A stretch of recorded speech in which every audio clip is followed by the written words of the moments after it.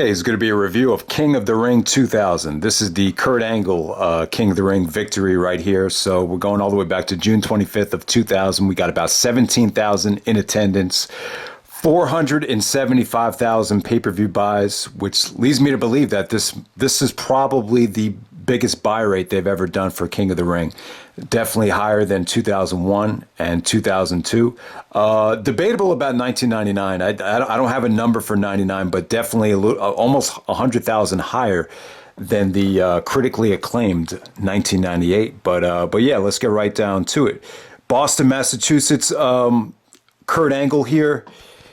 You know, and so I'm not going to say this was Kurt Angle in his prime quite yet, but there is something about the way Angle was booked and perceived on the show where I almost feel like this was Kurt Angle during the good old days. You know, he was still learning, he was young, he was healthy, he was still catching on. There was just a lot of good things for him to look forward to from his standpoint. So in a lot of ways, I just feel like, you know, this might have been like Kurt's defining moment in the WWE, if that makes any sense. And the tournament was just a lot of fun. I felt like the tournament from a pro wrestling standpoint could have been a lot better when you look at the talent in this tournament. It's like, oh man, you could have had Angle, Benoit in the finals. You had Angle, Eddie, Jericho. It's like, yeah, when you look at it from that standpoint, it's quite disappointing, but it just flowed really nicely. All the matches were pretty much under 10 minutes, short, fun. Yeah, I would just say that the tournament was just a lot of fun, and Angle was still a heel, but like the fans were really kind of gravitating towards him. You know, Boston's always had that connection. Obviously, you have the Patriots that play in the area. Boston has really historical ties to the Revolutionary War. You know, the Boston Tea Party and all that stuff. So it really is. It really Angle in some ways kind of got a hero's welcome on this show, even though he was technically a heel. He really uses King of the Ring victory as a platform to kind of further progress his character and a lot of the storylines that would take place going into SummerSlam. And, you know, one of the funny things about Angle in 2000, like one of the only, you know, the only podcasts I really listen to wrestling wise are, you know, the Kurt Angle podcast. Occasionally I'll listen to the Grilling JR podcast with Conrad, but Angle was talking about in 2000, his downside guarantee was 75,000, and the year went so good that he ended up making over $1 million, which was even more than his goal was. But the funny thing is, like when he main evented SummerSlam, he ended up making 75,000 as a pay-per-view bonus just from that show. So he basically equaled his downside guarantee in one night. So I thought that was really interesting to find out about that. It just shows you that Angle really exceeded expectations. And without a doubt, I'm going to give Angle a little bit of credit for the buy rate as well. I think the amount of talent you had in the tournament really contributed to the pay-per-view buy rate, because this main event to me, I know The Rock was pretty much in his prime at the time, and Triple H. You know, they were kind of in the middle of the greatness of 2000, but the main event as a whole, it didn't scream that important to me. And it probably was one of the weaker main events of 2000 when you look at it from that standpoint. And, you know, there's always a general consensus is that putting Vince McMahon in a pay-per-view main event kind of brings down the pay-per-view buys of the show. So you can look at it from that standpoint as well. But first match of the night, we got Rikishi taking on Chris Benoit right here. Benoit comes out to a godlike reaction, not a babyface reaction, but almost like a, you know, kind of a, superhero reaction in terms of just the fans kind of being in awe of him. Just looked like $1 million here, Benoit, but really, you know, took apart the steel chair, just bashed the shit out of Rikishi here. They just wanted to make Benoit look like a machine. Benoit's point of view was that he's already proven that he's the best technical wrestler, so he had nothing to prove. He says, I do what I want when I want. So he basically destroys Rikishi. Rikishi's pretty much selling a shoulder injury the whole night because of the Benoit chair shot, and the referees are trying to break everything up.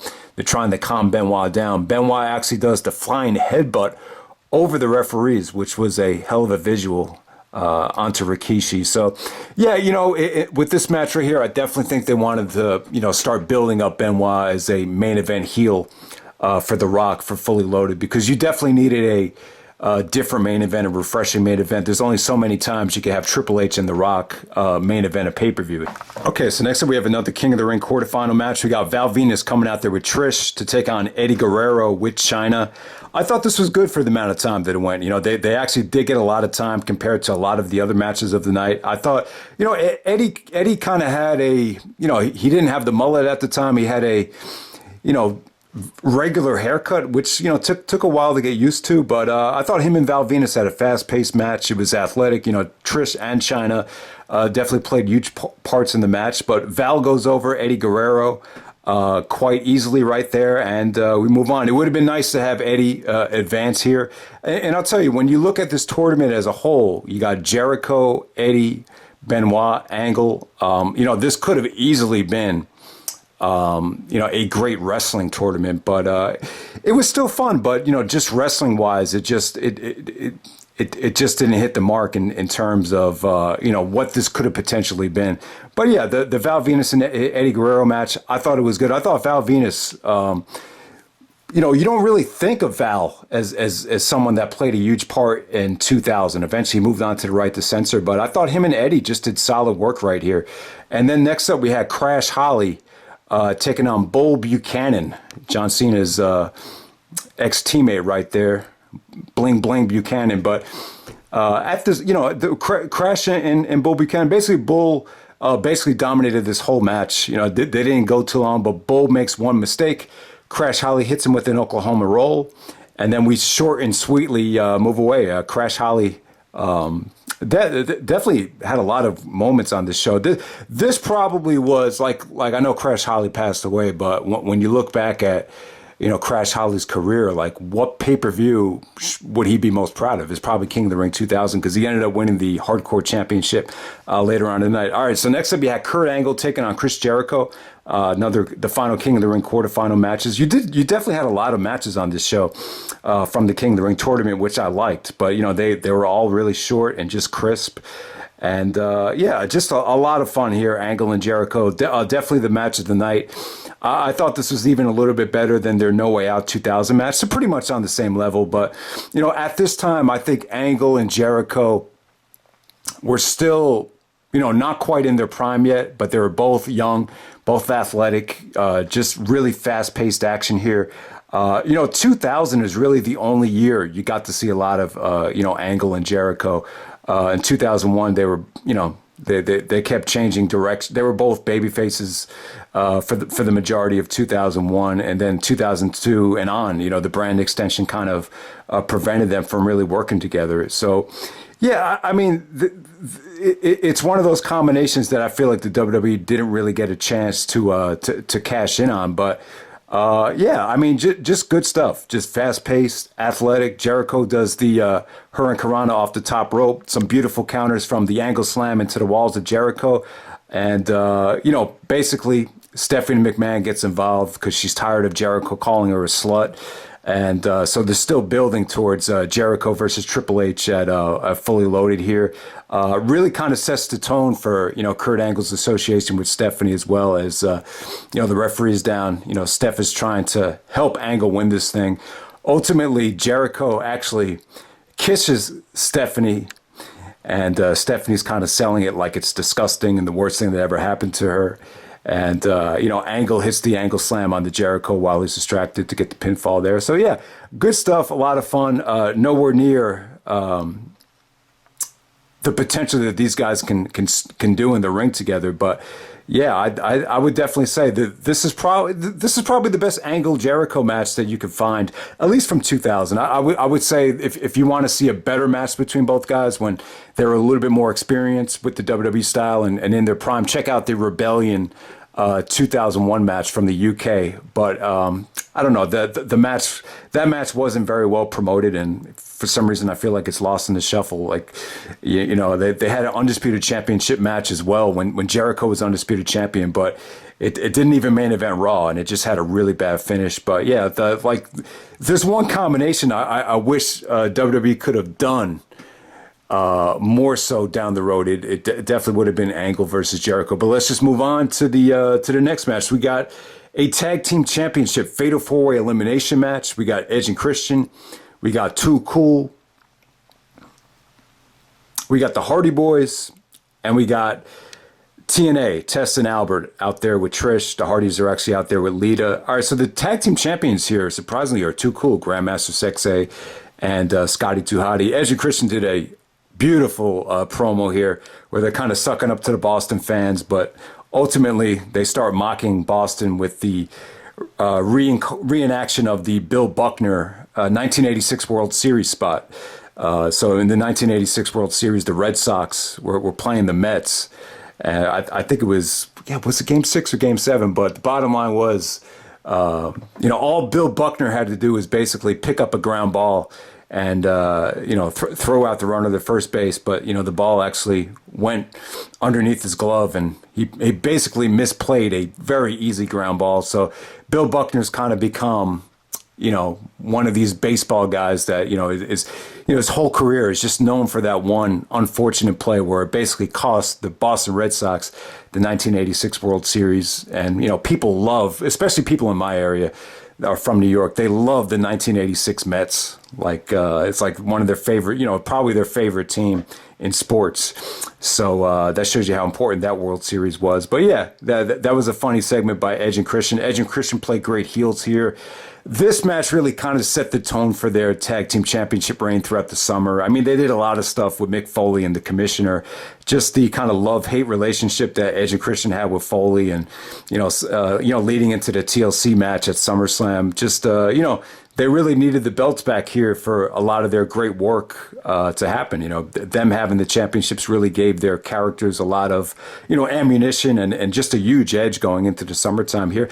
But yeah, man, this was good stuff. This was kind of a nice change of pace to incorporate TNA, yeah, Tess and Albert with Too Cool. It kind of gave it a different feel than some of the other triangle ladder matches and a lot of the TLC matches.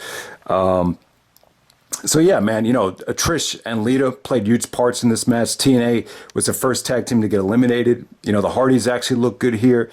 Basically, Christian counters the Twist of Fate into an unprettier to put the Hardy Boys away. And then Too Cool and Edge and Christian had some really, really fun chemistry toward the end of this thing. Referee was distracted by Scotty 2 Hotty, and then ultimately Christian hits, I believe it was Grandmaster Sexay with the championship belt, and Edge and Christian become the two-time tag team champions right here. But yeah, huge win for Edge and Christian. Probably their most important championship victory, looking back on it. All right, so next up you have Rikishi going over Val Venis in a King of the Ring semifinal match. They kept this extremely short. Rikishi wins with a belly-to-belly out of nowhere, but ultimately Val Venis takes the steel steps and goes back to work on Rikishi's shoulder. So to further, kind of make Rikishi a sympathetic babyface heading into the finals, where he's really selling the shit out of the shoulder that Benoit took apart with the steel chair in the opener. All right, so next up you have Kurt Angle taking on Crash Holly. Just another short, fun match. Angle was able to do like some improvising here and some freestyle wrestling, some nice takedowns. Beautiful. Not even a belly to belly. Like the way Angle pulled off the belly to belly here, he rarely ever did it like this again. It's kind of hard to describe it, but he kind of used both hands in like a push up stance and then did a belly to belly to him. It was really, really good stuff. Then he kind of gives him a flapjack on the top rope and then hits him with the Angle slam. Just a short, crisp little victory there for Angle as Crash Holly goes down. Crash actually interferes in the next match, though, as he wins the Hardcore Championship. Next up, you got Pat Patterson taking on Gerald Briscoe. This is a hardcore evening gown match for the WWF Hardcore Championship. I remember, like, this is probably the most, this is probably voted one of the worst matches of the year in The Observer. A lot of people crap on this match in terms of the quality. It really wasn't that bad. Like, it didn't overstay its welcome. It was supposed to be comedy. Rest in peace to Pat Patterson. Listening to a lot of the podcasts, I'm learning that he was a very well-respected agent, had a lot to do with a lot of the, best matches we've seen.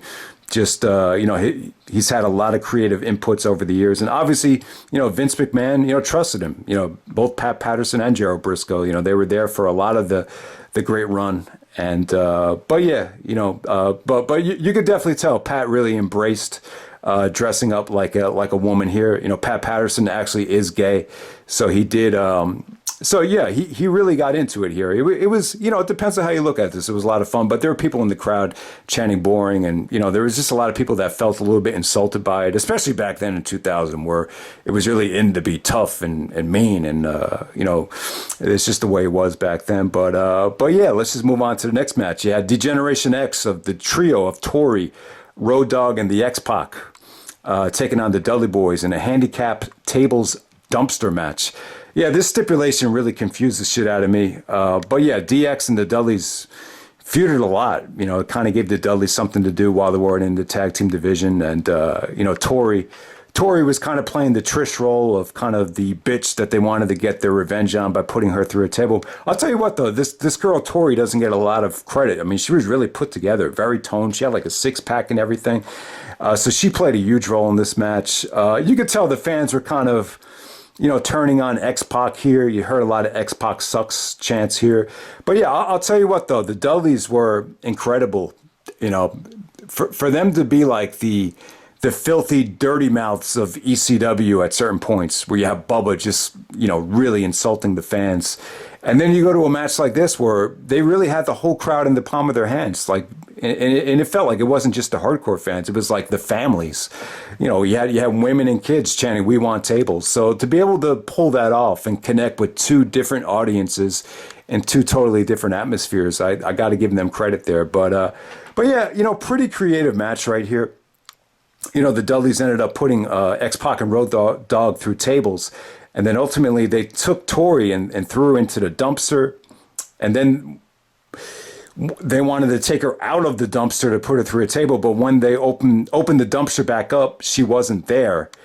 And then ultimately X-Pac and Road Dogg throw the Dudleys into the dumpster simultaneously. So the Dudleys are both in the dumpster at the same time. So they ended up losing the match. But then ultimately the Dudleys got the revenge and found Tori, put her through a table. One of those matches where the Dudleys lose, but they get the feel-good table spot to end the match right there. All right, so next up we have Kurt Angle taking on Rikishi. This is the King of the Ring final match. Is it going to be King Kurt or King Rikishi? And Jerry Lawler was like, well, what the hell sounds better? Of course, it's King Kurt. Yeah, and they actually did like a WWF New York spot where Foley is at a bar with Ivory, and they're asking him about the King of the Ring. And yeah, even Foley's like, well, Kurt Angle's my personal pick. So it really seemed like the fans and everybody was really getting behind Angle at the time. The Angle was getting babyface pops throughout this whole thing. Even in this match with Rikishi's playing the babyface, but you could definitely tell a lot of the fans wanted to see Kurt Angle win this thing. There was even like 4 fans in the front row that had they had King Kurt with T-shirts on. Every fan had a different letter to spell King Kurt. And yeah.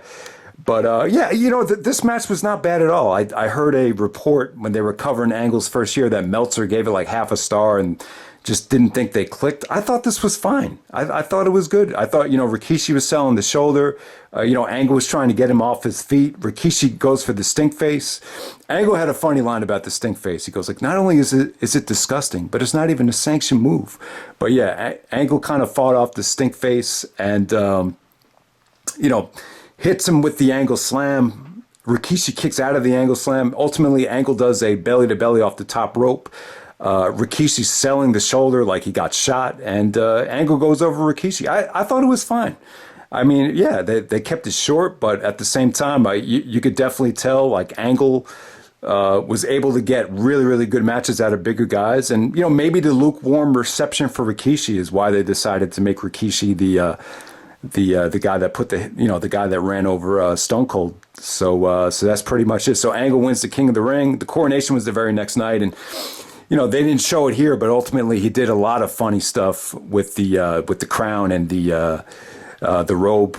And there was probably the highlight of the segment was when he was talking to Kaientai and Funaki, and he told them, I want you guys to call me King Kurt, and they're like, King Kurt?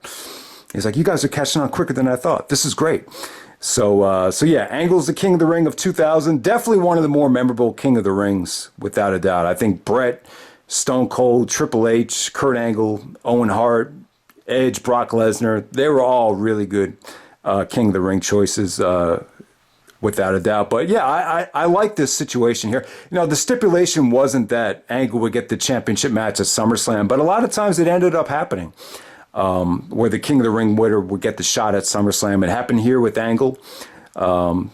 You know, it was just coincidence there. It wasn't planned or anything. But and then the stipulation in 2002 was that Brock got the title shot at SummerSlam. That was the only time where it was like the King of the Ring winner gets the title shot at SummerSlam. It would have been cool if they kind of carried that tradition on. And then Owen Hart as well. Owen won King of the Ring '94, and you know, kind of just the way that pay-per-view went, he got himself a title shot against Brett at SummerSlam '94. So this is one of the few times it did happen, with Angle challenging The Rock and Triple H in that triple threat match, where he actually made as much as his downside guarantee, which I think is a fascinating story. All right, so next up we have The Rock teaming up with the Brothers of Destruction of Kane and Undertaker to take on the McMahon-Helmsley faction of Mr. McMahon, Shane McMahon, and the WWF champion Triple H. 6-man tag for the WWF Championship. All right, so the winner, the guy that gets the pinfall here, ends up getting the title. So ultimately, it kind of ended up being a six-pack challenge, like towards the end of the match.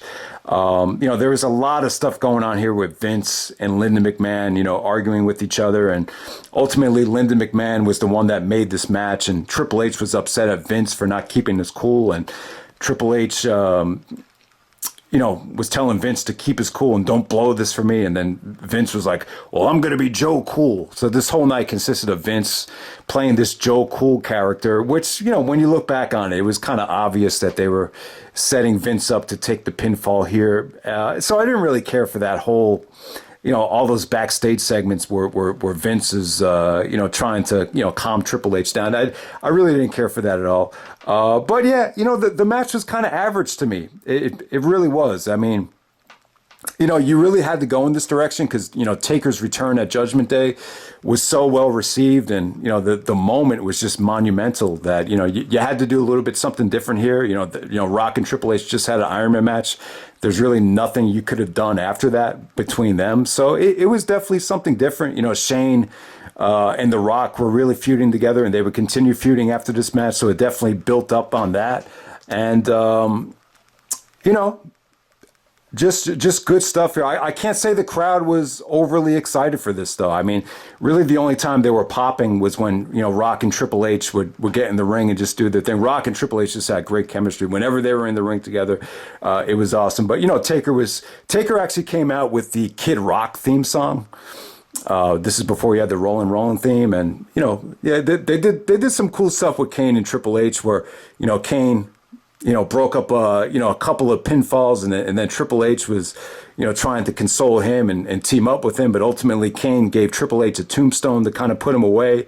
And then right after that, we had the spot, you know, probably the spot of the year. And it's going to sound weird, but this is probably a bigger bump than Shane even took at King of the Ring 2001. You know, Undertaker actually choke slams him off the top turnbuckle through the Spanish announce table. So Shane actually goes flying as Taker's kind of, you know, escorting him with a choke slam. It was crazy. Jim Ross called it ungodly. Like he couldn't have thought of a better word. I mean, that was a nasty bump. And ultimately that sets up The Rock to do to pin Vince McMahon. Vince is actually doing the people's elbow.